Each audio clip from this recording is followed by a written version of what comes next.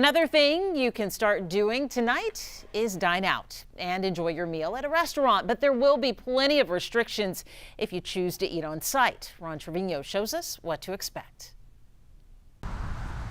People started early this morning hitting up restaurants, going inside and having breakfast, sitting and eating inside a restaurant for the first time in what seems like forever.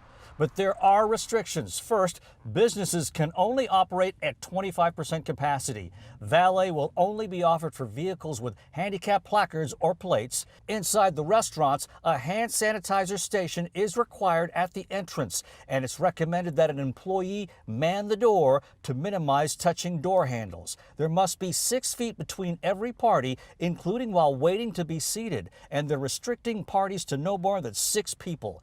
Customers must be given disposable menus, and tables have to be disinfected between every group.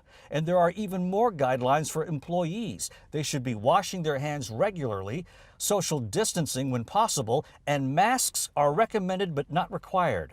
Before work every day, staff should be screened for coronavirus symptoms. Meanwhile, at Killen's Barbecue in Pearland, they're taking the extra step of taking the customer's temperature if they want to eat inside. We just want to make sure that everybody's safe, not only, from us, but also from them. Ronnie Killen has several restaurants he's trying to juggle under the new rules, trying to turn things around.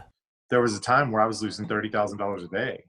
And, it's not huge, but that's a lot of money if you're not ready for it. Texas Restaurant Association says the industry has lost 700,000 jobs. They're hoping this 25% capacity rule turns into a 50% capacity rule in a few weeks as Texas slowly reopens.